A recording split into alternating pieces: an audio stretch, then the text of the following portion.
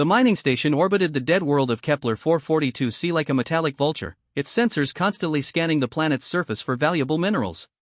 Commander Sarah Chen pressed her face against the observation deck's reinforced viewport, watching the automated harvesters crawl across the barren landscape below.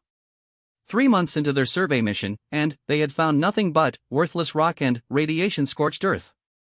"Another day in paradise," muttered Lieutenant Rodriguez from behind her, his voice carrying the familiar tone of someone who had grown tired of staring at the same desolate view. Sarah turned away from the window, her attention caught by an urgent beeping from the communications console. The holographic display flickered to life, revealing the angular features of Captain Voss, commander of the Terran Deep Space Survey Fleet. "Commander Chen, we're receiving a priority transmission from the Galactic Council. You're being reassigned immediately." Sarah straightened, her curiosity piqued. The Galactic Council rarely contacted individual human vessels directly, preferring to work through the established diplomatic channels on Earth. "What kind of assignment, sir?" "Rescue mission. There's been an incident at the Zephyrian research station in the Antares system. All non-essential personnel have been evacuated, but they left something behind. Something alive." The hologram shifted, displaying a three-dimensional map of the Antares system. The research station appeared as a small blinking dot near the fourth planet, a gas giant with 17 moons. Sarah had heard of the Zephyrians before, a highly advanced species known for their scientific achievements and their somewhat cold, logical approach to problem-solving. "What did they leave behind?" Sarah asked, though she suspected she already knew the answer. The Zephyrians were notorious for their experiments on various alien lifeforms, always in the name of scientific progress. A creature they've been studying for the past 2 years. According to the evacuation report, they deemed it non-essential and chose to abandon it rather than risk additional lives during the emergency extraction. Sarah felt her jaw clench. She had worked with several Galactic Council species during her 15 years in the Deep Space Survey Fleet, and, while she respected their technological capabilities, their casual disregard for life often left her unsettled. "What kind of emergency?" "Solar flare activity from Antares has destabilized the station's orbit. The Zephyrians calculate it has maybe 72 hours before atmospheric entry and destruction. They've written off the creature as an acceptable loss." The transmission paused as Captain Voss consulted something off-screen.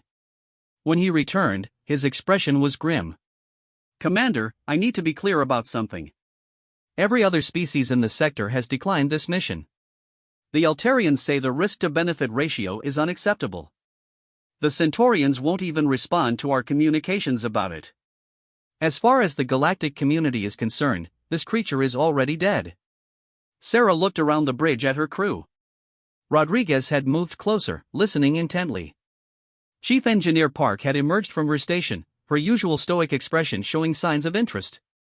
Navigation Officer Taylor was already pulling up star charts for the Antares system.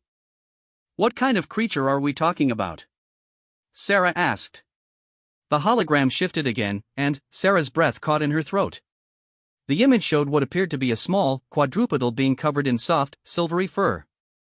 It had large, expressive eyes that seemed to hold an unsettling intelligence, and delicate, almost hand-like paws that suggested advanced dexterity.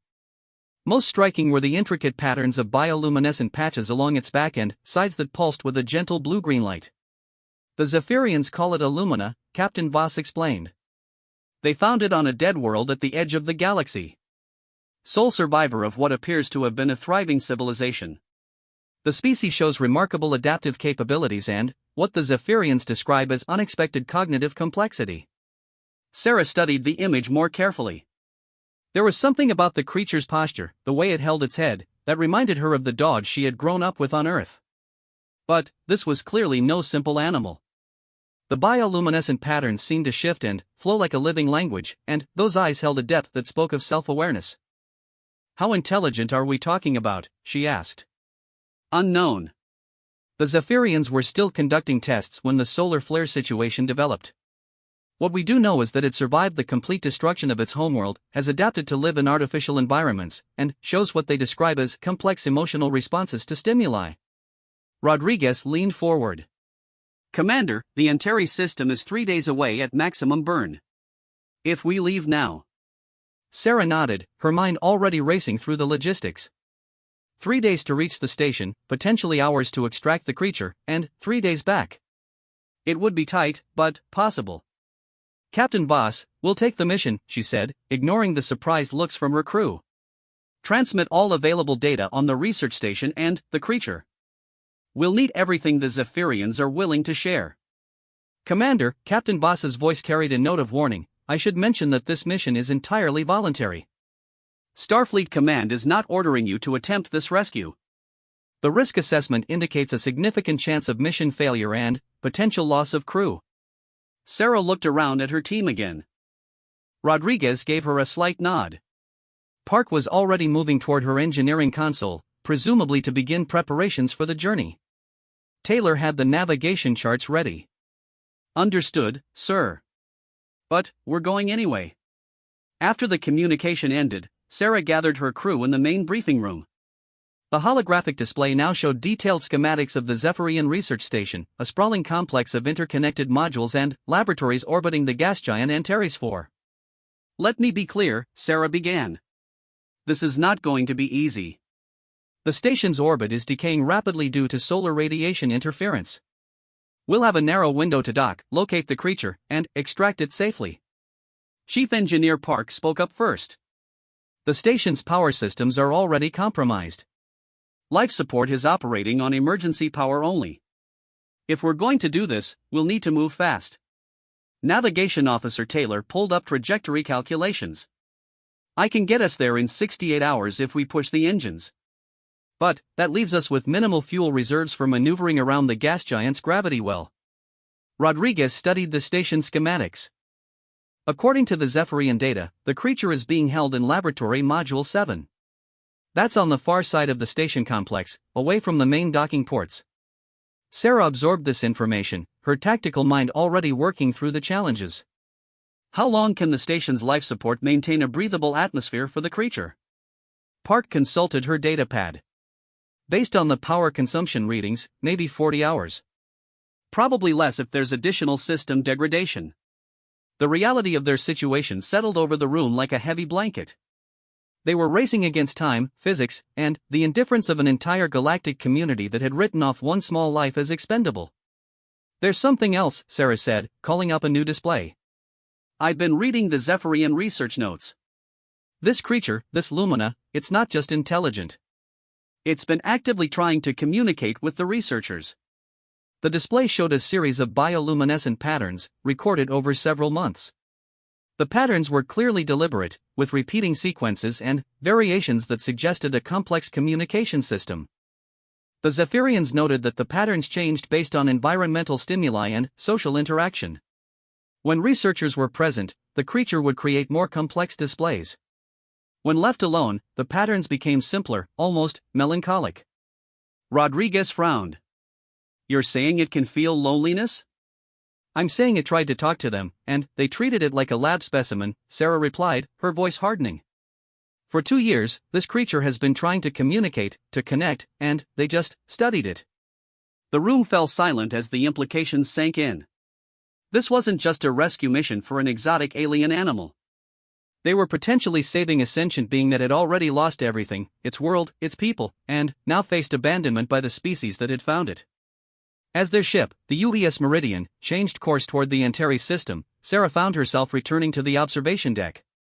The stars stretched into lines as they entered hyperspace, and she wondered what kind of being they would find when they reached the failing station. The Lumina had survived the death of its entire civilization. It had adapted to captivity, had tried to communicate with alien captors who saw it only as a research subject. Now it faced death again, this time by abandonment. But humanity had never been particularly good at writing off lives as acceptable losses. It was both their greatest weakness and their greatest strength in the eyes of the galactic community. Where other species calculated risk versus benefit, humans had a troubling tendency to factor in less quantifiable elements like compassion and moral obligation. 3 days later, the UES Meridian dropped out of hyperspace at the edge of the Antares system. The star burned fierce and unstable in the distance, its surface writhing with magnetic storms that send waves of deadly radiation sweeping through the inner system. Long-range sensors detect the research station, reported Taylor. It's in a deteriorating orbit around Antares IV, just as the reports indicated. Estimated time to atmospheric entry is 14 hours. Sarah studied the tactical display as the station came into visual range. The once pristine Zephyrian structure now looked like a wounded beast, its hull darkened by radiation exposure and several modules showing clear signs of damage from electromagnetic pulses. Life support readings, she asked. Park's voice was grim. Barely functioning. Atmosphere is stable but power levels are critical. We've got maybe 6 hours before total system failure. The mathematics were brutal in their simplicity. Dock, navigate a damaged station, locate and safely extract an alien creature, and escape before the station died around them or their own ship suffered critical damage from the radiation. Mr. Rodriguez, prepare a boarding party. Full environmental suits and emergency oxygen supplies. Miss Park, I need you to interface with the station's systems as soon as we dock. We need to locate the creature and map the fastest route to its location. As the Meridian approached the crippled station, Sarah caught sight of something that made her pause. Through the observation windows of several modules, she could see evidence of hasty evacuation, floating debris, abandoned equipment, personal items left behind in the rush to escape. But, in one module, she saw something that made her blood run cold. A figure moving behind the transparent aluminum, too small to be Zephyrian, too deliberate in its movements to be debris. Taylor, magnify Section 7 of the station. Laboratory Module 7. The display zoomed in, and Sarah's suspicion was confirmed. Behind the windows of Laboratory Module 7, they could see the lumina. It was pressed against the glass, its bioluminescent patterns flashing in rapid, complex sequences. It knows we're here, Rodriguez said quietly. Sarah watched as the creature's light patterns shifted, becoming more intense and organized. There was something desperate about the display, but also hopeful. After 2 years of failed attempts to communicate with the Zephyrians, the Lumina was trying again with these new arrivals.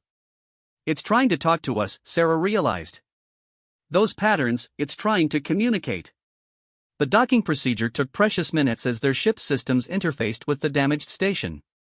Every moment brought them closer to the point of no return, when the station's orbit would decay beyond recovery. As soon as the airlock sealed, Sarah led her team into the station. The corridors were dimly lit, emergency lighting casting airy shadows on walls covered with alien script and scientific diagrams. The air was thin but breathable, carrying the metallic tang of failing life support systems. They moved quickly through the station, following the route Park had mapped to Laboratory Module 7. Along the way, they passed abandoned experiments, sophisticated equipment left running even after the evacuation. The Zephyrians had clearly left in a hurry, taking only essential personnel and their most valuable research data.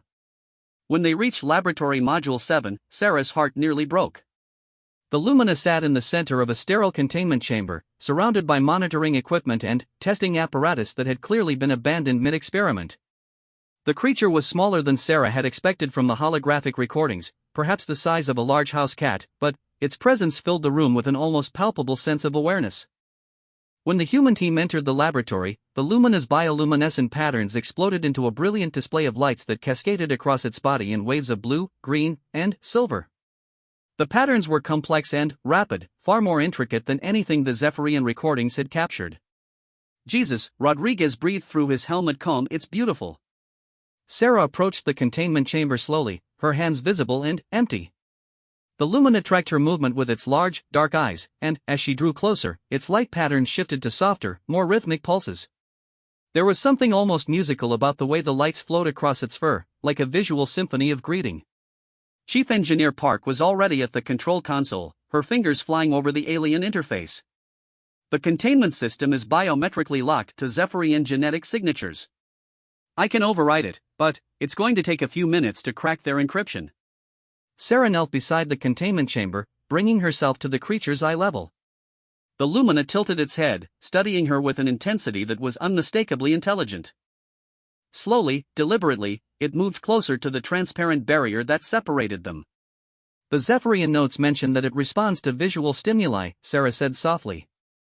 She raised her hand and placed it against the barrier. The Lumina immediately pressed its paw against the same spot on the other side, its bioluminescent patches pulsing with what seemed like excitement. Commander, Taylor's voice crackled over the comm system, we've got a problem. The radiation levels are spiking. Another solar flare just erupted from Antares. We've got maybe 90 minutes before the electromagnetic pulse hits the station. Sarah's mind raced through the implications. 90 minutes to extract the creature, get back to their ship, and reach minimum safe distance from the deteriorating station. It was cutting things dangerously close. Park, how's that override coming? Almost there. The Zephyrians really didn't want anyone else accessing this chamber. There are at least 7 different security protocols running. While Park worked on the technical challenge, Sarah continued studying the Lumina. The creature seemed to sense the urgency of their situation. Its light patterns had shifted from the excited, greeting-like displays to something more subdued but persistent, as if it was trying to convey important information. Rodriguez, check the environmental readings inside the containment chamber. We need to know what kind of atmosphere and temperature this creature needs to survive. Rodriguez consulted his datapad, interfacing with the chamber's monitoring systems. Atmosphere is surprisingly close to Earth normal, but with higher humidity. Temperature is maintained at about 18 degrees Celsius. Gravity simulation is set to about 80% Earth standard. That was encouraging news. It meant they could potentially transport the creature in one of their standard environmental suits, modified for its smaller size. But, as Rodriguez continued reading the data, his expression grew troubled. Commander, there's something else. The Zephyrian research notes indicate that this creature has some kind of empathic abilities. It responds not just to visual and auditory stimuli, but to the emotional states of nearby beings. Sarah looked back at the Lumina, who was still pressed against the barrier, its patterns now cycling through slower, more complex sequences. If the creature could sense emotions, then it undoubtedly knew how desperate their situation was. It could probably feel their determination, their fear, and their commitment to getting it to safety. That might explain why it never fully cooperated with the Zephyrians, Sarah mused. If it could sense their emotional detachment, their view of it as nothing more than a research subject. Got it! Park announced triumphantly. The containment chamber's barrier dissolved with a soft hiss of equalizing pressure. The Lumina remained still for a moment, as if uncertain that it was truly free, then stepped forward cautiously. Sarah slowly extended her hand, palm up, allowing the creature to approach at its own pace. The Lumina moved forward with careful, deliberate steps, its bioluminescent patterns shifting to what seemed like cautious optimism. When it reached Sarah's outstretched hand, the Lumina paused, then gently touched her gloved fingers with its paw. The contact sent a wave of warmth through Sarah that had nothing to do with physical temperature. For just a moment, she felt an echo of something vast and profound, loneliness deeper than space itself, but also a spark of hope that had somehow survived years of isolation and abandonment. Well, hello there, Sarah said softly. The creature tilted its head at the sound of her voice, its patterns shifting to match the rhythm of her words. It was definitely trying to communicate, but in a way far more sophisticated than simple audio or visual signals. Commander, we need to move, Rodriguez urged.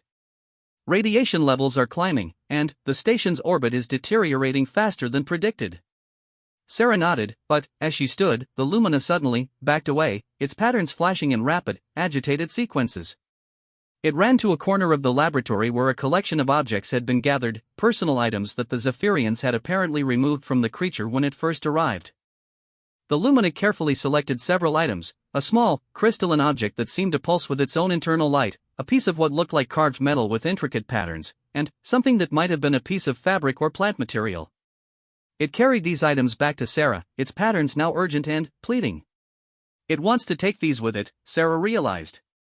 These must be artifacts from its homeworld, the only things it has left of its civilization. Without hesitation, Sarah gathered the objects and secured them in one of her equipment pouches. The Lumina's relief was palpable, its patterns shifting to grateful pulses of soft blue light.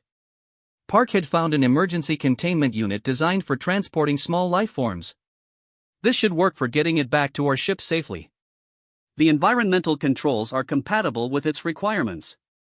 But, as they prepared to place the Lumina in the transport container, the creature resisted, backing away and flashing patterns that seemed clearly distressed. It kept looking back and forth between the humans and the container, as if trying to communicate something important. It doesn't want to be locked up again, Rodriguez observed. Can you blame it? It's been in containment for 2 years. Sarah made a decision that would have horrified Starfleet safety protocols. She pulled out an emergency atmospheric suit designed for smaller humanoid species and began modifying it. We're not putting it in another cage. If it can survive in near-Earth atmosphere, we can modify this suit to protect it during transport. The process of fitting the Lumina with the modified suit was delicate work made more challenging by their time constraints. But the creature seemed to understand what they were trying to do and cooperated as much as possible, even helping by positioning its limbs correctly for the suit's attachments. As they worked, the station shuddered around them. Emergency klaxons that had been silent during the evacuation suddenly came to life, filling the corridors with harsh warning tones. "That's not good," Park muttered, checking her readings. "Main structural integrity is failing. We've got maybe 20 minutes before this place comes apart." The modified environmental suit fit the Lumina reasonably well, though Sarah had to make several adjustments to accommodate its unique physiology. Most challenging was adapting the helmet to allow its bioluminescent patterns to remain visible while protecting its eyes from the harsh ship lighting. With the creature safely suited, they began their journey back to the Meridian. The station corridors that had been merely dimly lit on their way in were now flickering ominously, and the air carried a noticeable vibration from failing structural supports. The Lumina moved surprisingly well in its modified suit, keeping pace with the human team despite the unfamiliar equipment. Its bioluminescent patterns were clearly visible through the suit's transparent sections, and Sarah noticed that they had shifted to steady, determined pulses, as if the creature understood they were all working together toward survival. Halfway back to the docking port, their path was blocked by debris from a collapsed ceiling section. The main corridor they had used was now impassable, filled with twisted metal and sparking electrical conduits. "Alternative route?" Sarah asked, though she already knew the answer from Taylor's grim expression.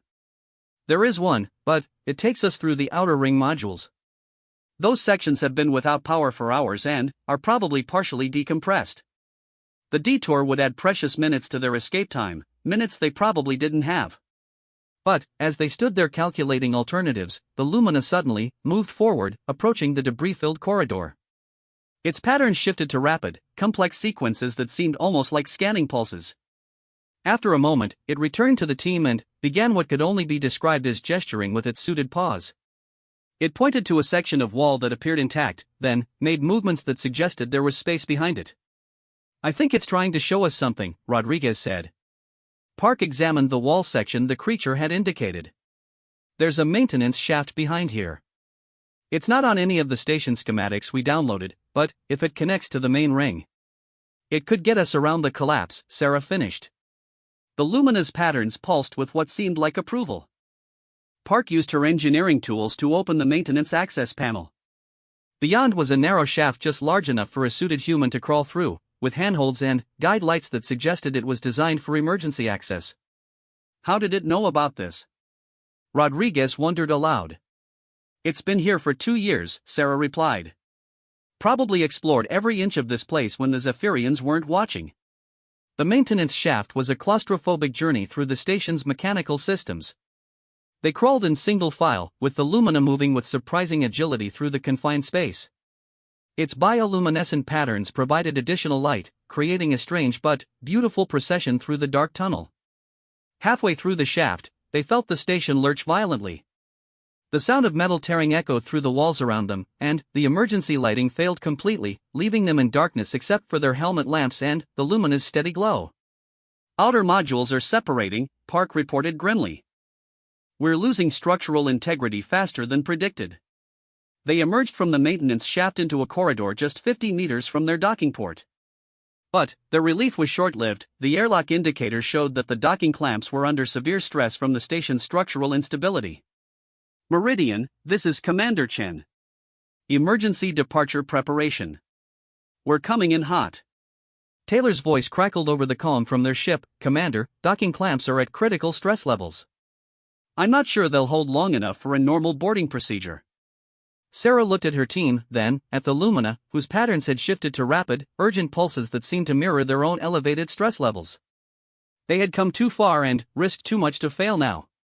"Then, we'll have to make it a fast one." The final sprint to the airlock was a race against physics itself. Behind them, they could hear the sounds of the station tearing itself apart as its orbit decayed and structural supports failed. The Lumina kept pace with the humans, its modified suit functioning perfectly despite the hasty modifications. As they reached the airlock, the docking clamps released a shriek of protesting metal. The station was pulling away from their ship, drawn by the gas giant's gravity toward its atmospheric destruction.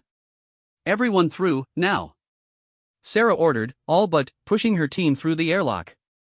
The Lumina was the last to cross, and, as it stepped onto the Meridian's deck, Sarah felt another wave of that strange emotional resonance, this time, gratitude mixed with relief and something that might have been wonder.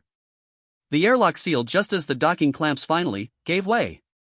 Through the porthole, they watched as the Zephyrian research station tumbled away from them, its hull glowing with the heat of atmospheric entry as it fell toward the gas giant below. The UES Meridian cleared the gas giant's gravity well with minutes to spare, but their escape from immediate danger only marked the beginning of a new challenge. The Lumina sat in the ship's medical bay, still wearing its modified environmental suit, its bioluminescent patterns cycling through subdued colors that Sarah had begun to interpret as relief mixed with uncertainty. Dr. Emily Harrison, the ship's medical officer, approached the creature with the same careful, respectful manner she would use with any new patient. She had been hastily briefed during their escape from the station, but seeing the Lumina in person was something entirely different from reviewing data files. "The suit modifications are holding well," she reported to Sarah. "Atmospheric mix is stable, and the creature shows no signs of distress. But I'd like to transition it to a more permanent environmental solution as soon as possible." Sarah nodded, her attention divided between the medical readings and the Lumina itself. The creature was studying its new surroundings with obvious intelligence, its head turning to track conversations and its patterns shifting in response to different voices and tones. "What do you need?" "Time, mainly. And the creature's cooperation. If the Zephyrian data is accurate about its empathic abilities, it should be able to sense our intentions. That might help with the transition." Dr. Harrison had prepared a modified environmental chamber, much larger and more comfortable than the sterile containment unit they had found on the station. Instead of clinical white surfaces, she had included soft materials, adjustable lighting, and access panels that would allow the creature to move freely between the chamber and the ship's corridors if it chose to. The most remarkable thing happened when they introduced the Lumina to its new quarters. Instead of the fearful withdrawal they might have expected from a creature that had been confined for 2 years, it explored the space with obvious curiosity and, then, did something that surprised everyone: it began to modify the environment. Using its delicate paws with a dexterity that bordered on tool use, the Lumina rearranged the soft materials into patterns that seemed both functional and aesthetically pleasing. It adjusted the lighting controls until the illumination matched the rhythm of its own bioluminescent patterns, creating a harmonious environment that seemed to pulse gently with life. "It's making itself at home," Rodriguez observed with wonder. But the most significant moment came when the Lumina removed the artifacts from its homeworld that Sarah had rescued from the laboratory. With careful, almost reverent movements, it arranged these items in specific positions around its space. The crystalline object was placed where it could catch and reflect the ambient lighting. The carved metal piece was positioned near what appeared to be a sleeping area. The organic material was carefully preserved in a corner that the creature seemed to designate as somehow sacred. "Those aren't just possessions," Dr. Harrison realized. "They're cultural artifacts. Maybe even religious items. This creature has created a shrine to its lost civilization." The implications of this observation settled over the crew like a weight. They weren't just caring for an intelligent animal, they were the guardians of what might be the last remnant of an entire culture, possibly an entire species. Over the following days, as the Meridian made its way toward the nearest Galactic Council station to report their mission, the crew found themselves developing an increasingly complex relationship with their rescued passenger. The Lumina was far more than the exotic specimen the Zephyrians had classified it as. Chief Engineer Park discovered this firsthand when she was conducting routine maintenance on the environmental systems. She found the Lumina watching her work with intense interest, its patterns shifting to match the rhythm of her tools. When she paused to troubleshoot a particularly stubborn recalibration, the creature approached and began pulsing specific patterns while looking between Park and the control panel. "I think it's trying to help," Park told Sarah later. The patterns it was showing seemed to correlate with the system diagnostic sequences. It might have learned about our technology just by observing. This observation was confirmed when Navigation Officer Taylor was updating their course calculations. The Lumina appeared in the bridge doorway, having somehow opened the sealed environmental barrier, and began creating elaborate light displays while studying the star charts. The patterns were clearly referential, pointing out specific stellar formations and creating what appeared to be three-dimensional maps in the air using its bioluminescence. "Commander," Taylor said, his voice filled with amazement, "I think it's showing us stellar cartography. These patterns correspond to real star formations, but from a perspective we've never seen before. It's showing us the galaxy from its homeworld's position." Sarah watched as the Lumina created what could only be described as a light-based star map, showing not just stellar positions but what appeared to be trade routes, resource locations, and other data that suggested its species had been spacefaring and technologically advanced. It's not just intelligent, she realized. It's educated. It had a technological civilization, space travel, stellar cartography. The Zephyrians found the survivor of an advanced species and treated it like a laboratory animal. The revelation transformed their understanding of their passengers' situation. The Lumina wasn't just the last survivor of its world, it was potentially the last repository of an entire civilization's knowledge and culture. Every pattern it created, every gesture it made, could represent information that would be lost forever if something happened to this one remarkable being. As word of their unusual rescue mission spread through the ship, crew members began seeking out opportunities to interact with the Lumina. What they discovered challenged every assumption they had held about non-human intelligence and communication. Lieutenant Martinez from the communications department found that the creature could learn and reproduce electronic signal patterns. When she played various audio frequencies, the Lumina would create bioluminescent displays that perfectly matched the waveforms, effectively translating sound into light. Ensign Kim from the Cultural Affairs Division discovered that the creature responded to music with complex pattern displays that seemed to interpret not just rhythm and melody, but emotional content. When Kim played a melancholy piece, the Lumina's patterns became subdued and flowing. Upbeat music generated rapid, energetic displays that seemed almost like visual dancing. Dr. Harrison made perhaps the most significant discovery during her ongoing medical observations. While monitoring the creature's neural activity, she noticed that its brainwave patterns changed dramatically when different crew members were present. With Zephyrian researchers, archived video showed minimal neural activity beyond basic survival functions. But, with humans, the patterns were incredibly complex and active. "It's not just that it can sense emotions," she explained to Sarah. "It responds differently to different types of consciousness. Human emotional and mental patterns seem to stimulate much higher levels of cognitive activity than other species they've tested. Why would that be? I'm not sure, but I have a theory. Most Galactic Council species evolved along very logical, efficiency-focused lines. They prioritize rational thinking and minimize emotional responses. Humans are unusual in maintaining strong emotional intelligence alongside rational thought. Maybe this creature's species evolved similar characteristics." This theory gained support when the Lumina began demonstrating increasingly sophisticated communication attempts with the human crew. It developed different pattern vocabularies for different individuals, seeming to adjust its communication style to match each person's personality and emotional baseline. With Sarah, its patterns were direct and purposeful, reflecting her command demeanor. With Dr. Harrison, they became more gentle and flowing, matching the doctor's nurturing personality. With Rodriguez, who had a tendency toward humor and lightness, the patterns developed playful elements that seemed almost like visual jokes. But the most remarkable breakthrough came when the ship's linguistics expert, Dr. Amanda Foster, began working with the creature systematically. Dr. Foster had spent years studying nonverbal communication systems among various Galactic Council species, but nothing had prepared her for the complexity of the Lumina's bioluminescent language. "It's not just pattern recognition," she explained during a briefing with the senior staff. "The creature is using a three-dimensional, multi-layered communication system that incorporates color, intensity, movement, and temporal pacing. It's possibly the most sophisticated nonverbal language I've ever encountered." Dr. Foster had established basic communication protocols using simple concepts like yes/no responses, basic needs, and emotional states. But, as the sessions progressed, it became clear that the Lumina was teaching her as much as she was learning from it. "It's actively trying to expand our shared vocabulary," she reported. "When I show confusion about a pattern, it breaks it down into simpler components and rebuilds the concept gradually. It's demonstrating pedagogical behavior, it's teaching me its language." The implications of this were staggering. Not only was the creature intelligent and emotionally sophisticated, but it possessed educational instincts and the ability to recognize and adapt to another being's learning capabilities. As their journey toward the Galactic Council station continued, Sarah found herself spending more and more time with the Lumina. Not out of duty or curiosity, but because the creatures seemed to seek out her company, often appearing in whatever section of the ship she was working in. During one of these informal interactions, something extraordinary happened. Sarah was in her quarters, reading reports and feeling the weight of responsibility for their unusual passenger, when the Lumina appeared in her doorway. Its patterns were subdued, almost hesitant, as it approached her desk.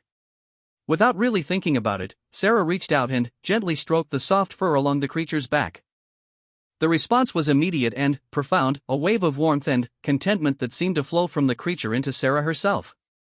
For a moment, she experienced something that could only be described as pure emotional resonance, a direct sharing of feelings that transcended language or species barriers. In that moment of connection, Sarah experienced fragments of what the Lumina had lived through. Images flashed through her mind, vast cities of crystalline spires reaching toward purple skies, beings of light moving through gardens that pulsed with bioluminescent plants, a civilization that had achieved harmony between technology and nature. And then, the darkness, the death of stars, the slow cooling of a world, and, finally, terrible silence. The vision lasted only seconds, but it left Sarah shaken and deeply moved. The Lumina stepped back, its patterns now gentle and somehow apologetic, as if it hadn't intended to share such profound memories. "It's okay," Sarah whispered, her voice rough with emotion. "I understand now.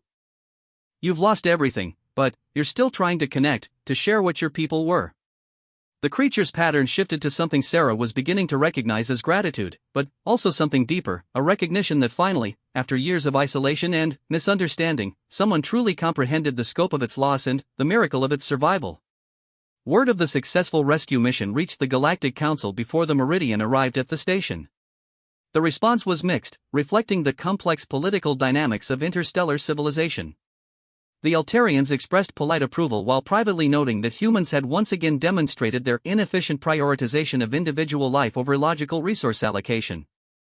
The Centaurians remained diplomatically silent, as they often did when human behavior conflicted with their understanding of rational decision-making. The Zephyrians, however, were not pleased. They had filed formal complaints about human interference with their research project, claiming that the rescue mission violated established protocols for emergency evacuations. According to their argument, the creature had been abandoned according to proper scientific triage procedures, and human intervention had disrupted the natural conclusion of their study. Captain Voss briefed Sarah on these political complications during their final approach to the station. "Command is backing your decision," he assured her, "but you should be prepared for some challenging conversations when you arrive." Sarah looked out at the massive station growing larger in their viewports. The Galactic Council Station was an impressive structure, a testament to interspecies cooperation and technological achievement. But, after spending time with the Lumina, she found herself wondering how much wisdom was truly represented in those gleaming halls. "Sir," she said carefully, "what happens to the creature now? Where does it go from here?" "That's going to be complicated. Technically, it's still classified as a research specimen under Zephyrian scientific authority. But there are precedents for humanitarian intervention that might apply. The legal department is researching options." The idea of the Lumina being treated as property to be transferred between administrative authorities made Sarah's stomach turn. In the days since the rescue, she had come to understand that they were dealing with a being of remarkable intelligence and emotional depth, the last representative of what had clearly been a sophisticated civilization. As if summoned by her thoughts, the Lumina appeared in the bridge observation area. It had learned to navigate the ship freely, and crew members had grown accustomed to its presence. Now it approached the viewport and began creating patterns that reflected the structure of the station ahead of them. "It recognizes the architecture," Taylor observed. "Those patterns are matching the station's structural geometry." Dr. Foster, who had been working with the creature almost continuously during their journey, moved closer.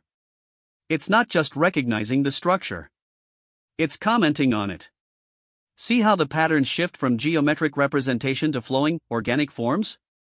I think it's making an aesthetic comparison, possibly expressing an opinion about the design philosophy." Sarah watched as the Lumina continued its visual commentary on the station.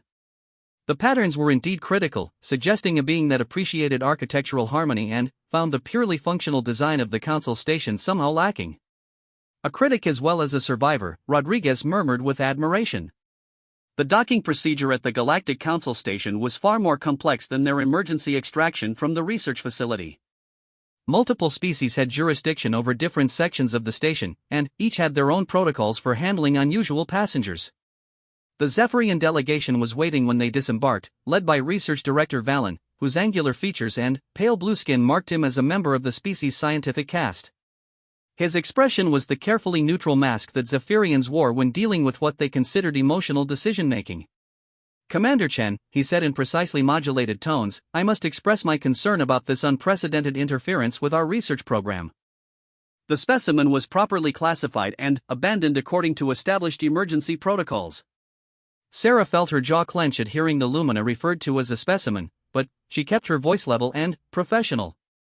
"Director Valen, with respect, we rescued a sentient being that was facing death by abandonment. That's not interference with research, it's a humanitarian mission." Humanitarian? Valen's expression showed the slight confusion that Zephyrians displayed when confronted with concepts that didn't fit their logical frameworks. "The creature is not human. Your emotional attachment to it does not alter its scientific classification." Behind them, the Lumina had emerged from the ship, accompanied by Dr. Harrison and several crew members. It was still wearing its modified environmental suit, but its bioluminescent patterns were clearly visible and currently cycling through what Sarah had learned to interpret as cautious assessment of new surroundings. When the creature noticed the Zephyrian delegation, its patterns shifted dramatically. The gentle, exploratory displays became sharp, rapid flashes that seemed almost like warning signals. Several crew members who had spent time with the Lumina immediately recognized the change in its demeanor. "It remembers them," Dr. Harrison said quietly to Sarah. "Look at its stress indicators, heart rate elevated, neural activity showing fight or flight responses. It's genuinely afraid of them."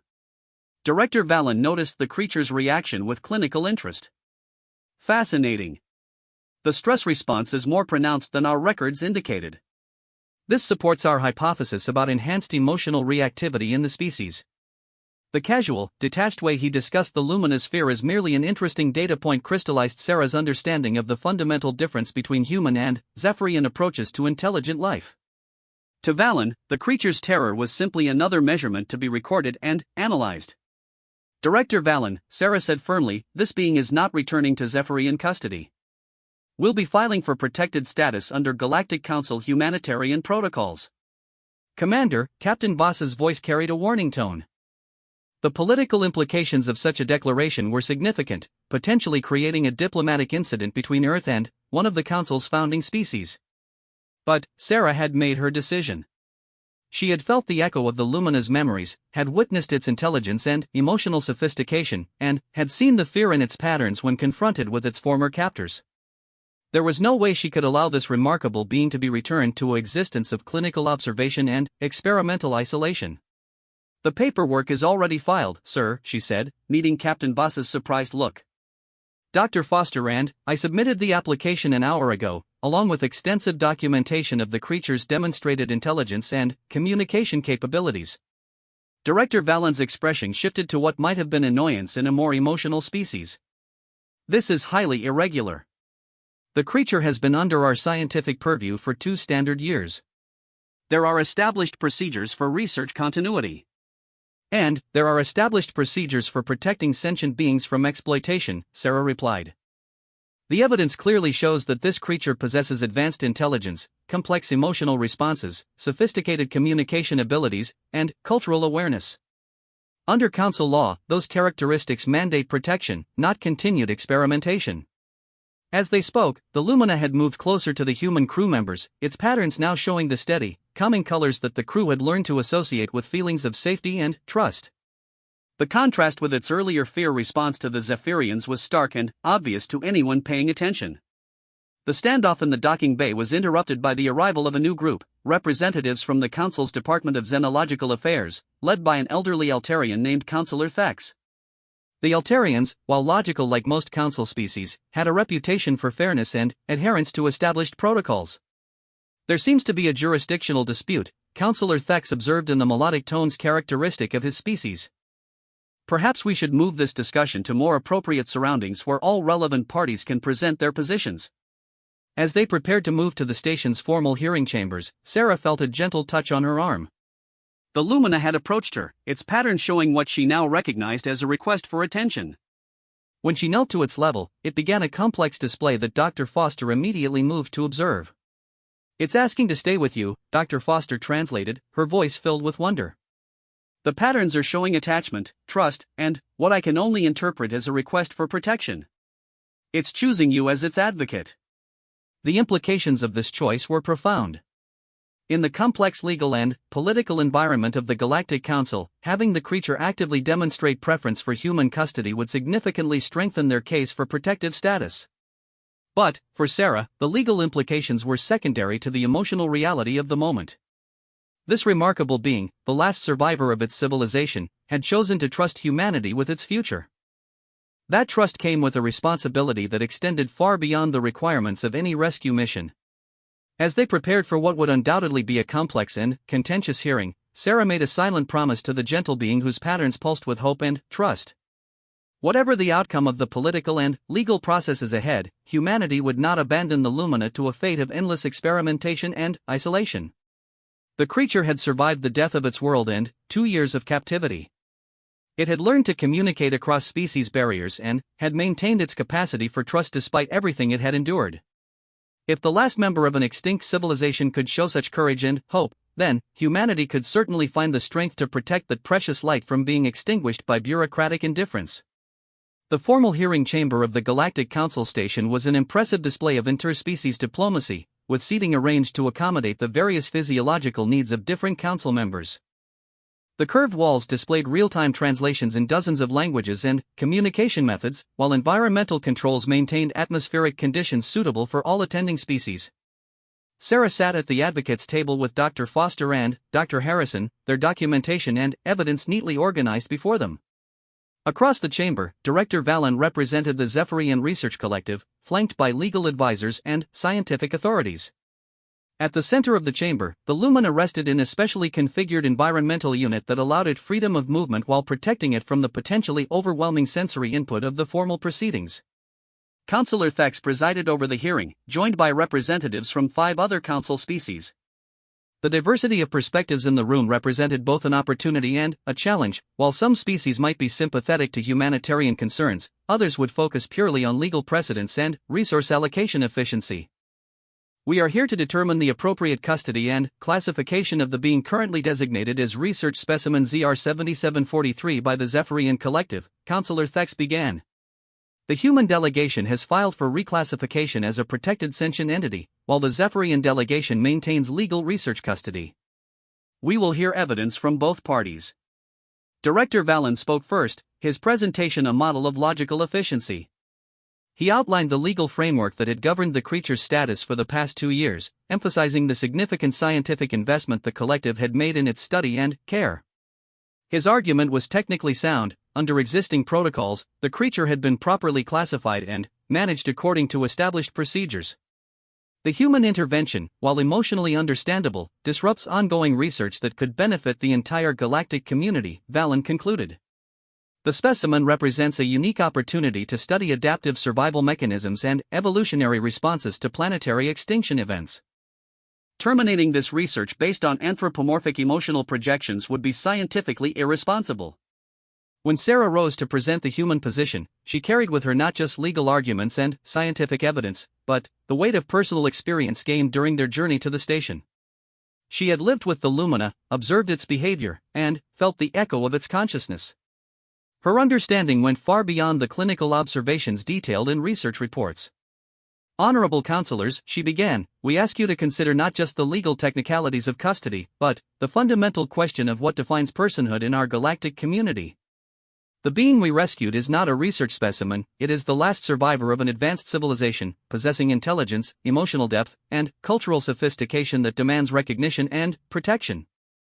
Sarah activated the chamber's display system, showing recordings of the Lumina's communication attempts, its problem-solving behaviors, and its emotional responses to different situations. But the most compelling evidence came when Dr. Foster demonstrated the linguistic complexity of the creature's bioluminescent language. The communication system we've documented contains grammatical structures, abstract concept representation, and pedagogical elements, Dr. Foster explained. This being has actively taught us its language, demonstrating not just intelligence but educational capability and cultural preservation instincts. The response from the council members was immediate and varied. The Altarian representatives leaned forward with obvious interest, while the Centaurian delegation began rapid consultations among themselves. Even the normally stoic vegan representative showed signs of surprise at the linguistic evidence. But Director Vallon was prepared for such arguments. While the communication behaviors are indeed complex, they do not necessarily indicate sentience as defined by council standards. Many non-sentient species demonstrate sophisticated behavioral patterns that can appear intelligent when interpreted through anthropomorphic bias. The debate continued for hours, with legal precedents cited, scientific definitions argued, and philosophical questions raised about the nature of consciousness and personhood. Throughout it all, the Lumina remained calm in its environmental unit, its patterns cycling through gentle, observational displays as it watched the proceedings that would determine its fate. The turning point came when Councillor Thex asked to address the creature directly. If this being possesses the intelligence claimed by the human delegation, it should be able to participate in its own custody determination. Can it understand the nature of these proceedings and express its preferences? Dr. Foster looked uncertain. While they had established basic communication protocols, the complex legal and abstract concepts involved in the hearing were far beyond their current shared vocabulary.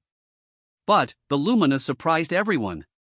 It rose from its resting position and began the most complex bioluminescent display any of them had ever witnessed. The patterns were elaborate and structured, clearly deliberate and sophisticated, but their meaning remained opaque to most observers. Then, something remarkable happened. The creature moved to the interface panel of its environmental unit and began manipulating the controls. Within moments, it had adjusted the unit's external displays to mirror its own bioluminescent patterns, effectively amplifying its communication for the entire chamber to see. The enhanced display revealed the true sophistication of what the Lumina was trying to communicate. The patterns formed three-dimensional representations that told a story: the death of its world, its rescue and survival, its experiences with different species, and its current situation. But, most importantly, the display showed choice. The creature created visual representations of the Zephyrian research facility and the human ship, then positioned a symbol representing itself clearly with the human imagery while creating barrier patterns around the Zephyrian representations. "It's making a formal statement," Dr. Foster said in amazement. "It's telling us its history, demonstrating its understanding of the current situation, and explicitly choosing human protection over Zephyrian custody." The impact on the chamber was profound. Even the most logical species represented in the council could not argue with such a clear demonstration of self-awareness and autonomous decision-making. The creature had not only understood the proceedings but had actively participated in its own defense. Director Vallon made one final attempt to maintain Zephyrian custody. "The display is impressive, but preference does not equal legal capacity. The creature's emotional attachment to its rescuers may compromise its judgment regarding optimal care and study opportunities." This argument proved to be a critical error. Councillor Thex fixed his large, multifaceted eyes on the Zephyrian director with an expression that conveyed disapproval even across species barriers. "Director Vallon, you have just argued that the creature's emotional responses should be disregarded because they interfere with research objectives.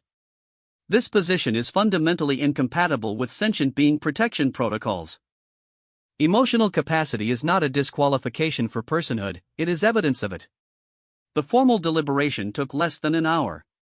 When the council representatives returned to the chamber, their decision was unanimous. The Lumina was granted protected sentient status under Galactic Council law, with custody transferred to human authority pending establishment of appropriate long-term care arrangements. But the victory in the hearing chamber was only the beginning of a new set of challenges. As they left the formal proceedings, Sarah found herself responsible for the welfare of a being whose needs and capabilities were still largely unknown. The Lumina was no longer a research specimen, but it was also not simply a pet or companion animal. It was a sentient entity with its own rights, preferences, and agency. The solution emerged through collaboration between multiple human departments and agencies.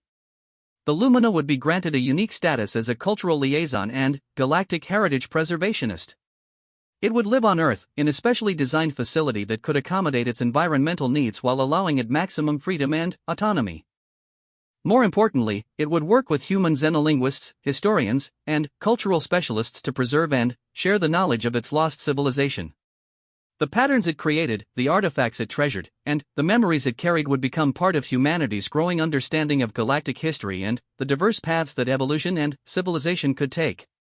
Dr. Foster was appointed as the Lumina's primary human liaison, a role that involved not just translation and communication but genuine friendship and mutual respect.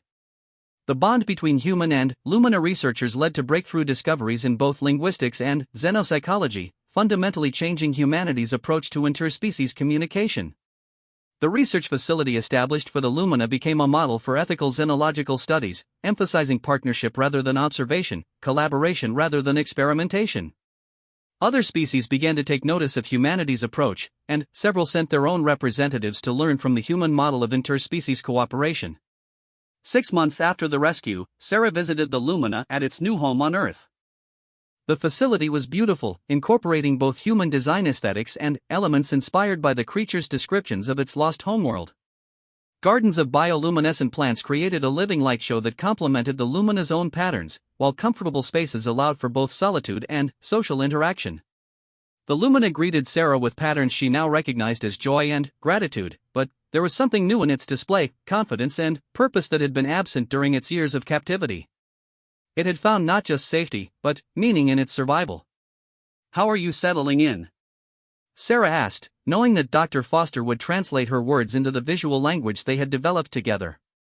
The Lumina's response was complex, showing contentment with its current situation but also anticipation for future projects. It had been working with human historians to create a comprehensive record of its civilization's achievements, art, and philosophy. Through bioluminescent recordings and careful translation work, the knowledge of an entire species was being preserved for future generations. But, perhaps most remarkably, the Lumina had begun teaching. Young xenologists and linguists came to study with it, learning not just about its species but about new approaches to communication and understanding. The creature that had once been abandoned as an acceptable loss had become a bridge between worlds, sharing the wisdom of its lost people with those who had chosen to care. As Sarah prepared to leave, the Lumina approached her with a special display, patterns that Dr. Foster had identified as the creature's name for itself in its own language. For 2 years, it had been known only as a research designation. Now, finally, it had reclaimed its identity. "What does it mean?" Sarah asked. Dr. Foster smiled. "It translates roughly to Keeper of the Light. It's both a personal name and a role designation from its original culture. Those who preserved important knowledge and traditions for future generations." Sarah looked at the gentle being whose bioluminescent patterns painted stories in the air around them. The Lumina had survived the destruction of its world, endured years of isolation and misunderstanding, and now thrived in its role as keeper of its people's memory. It had become living proof that some lights could never be extinguished, no matter how dark the universe might seem. As news of the Lumina's story spread throughout the Galactic Council, it became a touchstone for discussions about sentient rights, ethical research practices, and the value of preserving endangered cultures.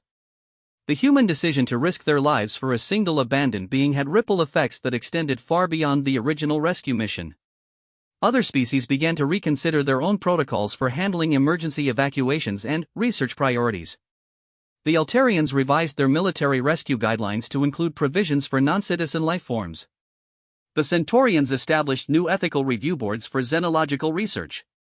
Even the Zephyrians, initially defensive about the criticism of their procedures, eventually acknowledged the need for reforms in their treatment of sentient research subjects.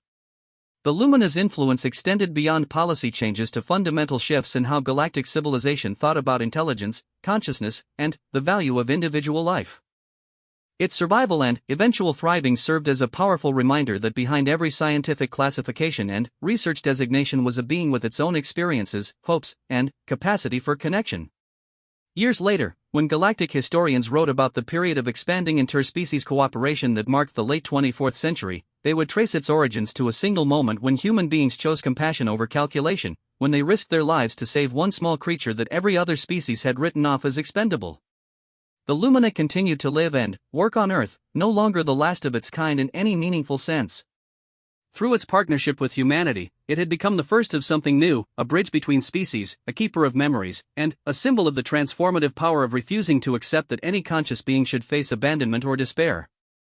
Its bioluminescent patterns still painted stories in the darkness, but now those stories included hope, friendship, and the knowledge that somewhere in the vastness of space, there existed beings who would cross any distance and face any danger rather than allow a light to be extinguished forever.